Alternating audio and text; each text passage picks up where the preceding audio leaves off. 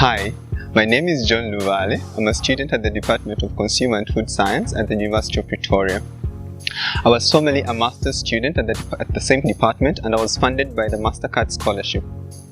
I'd like to share a few of the things that got me through my master's degree in time and with a distinction. To start with, we must always remember that all our journeys are different. We have a problem of comparing our journeys to other people's journeys. My master's degree was completed in 2.5 years, unlike the traditional master's degree that's completed in 2 years. I had the possibility of comparing myself to my other colleagues who completed in 1.5 years or 2 years. So one thing we must always remember is that our journeys are unique. That said, these are some of the things that helped me get through. You always must set your priorities and goals right, because they will act like a compass when you're wavering or when things are not making sense.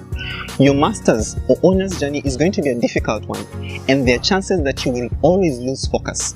When you have your priorities and goals written down and clearly ringing a bell in your ears, they will always act like a compass, pointing you forward north. Build a passion. Most cases we end up in fields of studies, particularly for our master's degree, that we are never really prepared for, or that we aren't even as passionate about as we would have loved. So you must build a passion. How does building a passion happen? You spend time doing these things, you spend time with people who are in this particular area of study, and that helps you build a passion for it. Number 3, you must learn from your supervisors and your superiors. There are people who have been in your field of study for longer than you have been. So it is important to make connections, to build relationships with them. That will always help you when things are not making sense, when you are scared, or even when you're disappointed and failing. These people have understood this field of study way better than you have, so it helps you navigate your area of study way better than you thought you would have. Get yourself a mentor. A mentor is usually someone who has done what you are trying to do for a longer period of time. In my first year of my master's degree, I had a mentor. He was called Martin. He was from Ghana. I spent a lot of time with Martin. I used to follow Martin around like a mouse.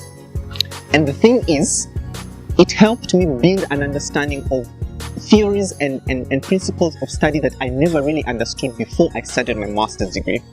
I would help Martin do his work, and as much as his work wasn't my work, it helped me understand the principles of what he was applying, so that I would later on apply that in my own study.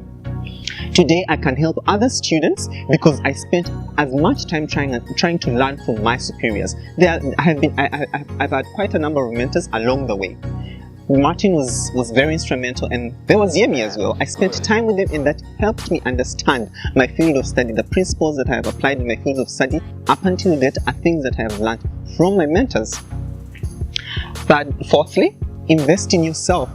You are your greatest asset. I always like to say, all the problems you have, everything you think is important to you right now, would not be in existence once you die. So you must learn to invest in yourself, take care of yourself, build your spiritual life, your emotional life, your physical life, your psychological life. Very important, you must take care of yourself.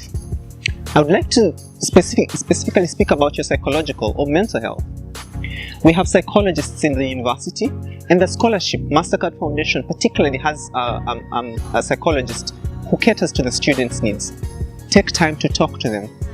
Your honors or master's journey is going to be a very stressful time.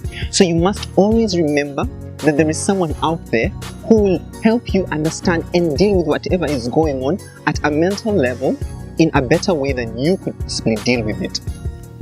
One thing I've always dealt with or tried to tell myself, and this is from the Bible, that nothing under the sun is new.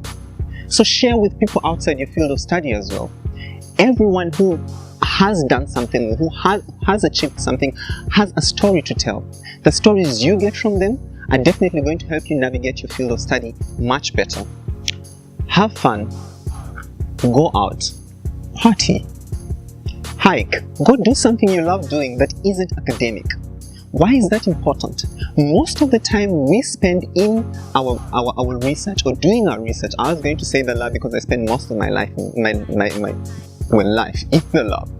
You must get time outside your field of study that helps you replenish, that helps you refill whatever you have spent in your research. That is going to help you release your hormone of pleasure, and it's going to rejuvenate you. It's going to give you more reason to even work. So have fun, do something fun. Watch a series, go to the movies, go play football, go take on a sport, take on a hobby, bike. That will usually help you focus off academic stuff, and that usually brings you back home, especially when you're drained. You must build yourself a support structure. What do I mean by a support structure? The basic support structure we always have is our family. But outside family, especially me as a foreign national who came here and for my doctorate now, I don't have immediate family here. You must build yourself a support structure. Immediate support structure is family, but you can have friends, you can have church. You must build yourself a support structure that is going to help you deal with the daily struggles that you face. Some of the struggles you are going to face are not going to be academic. So you must have a support structure that helps you, that understands you and supports you in everything you do. Like the guy behind the camera, he is part of my support structure.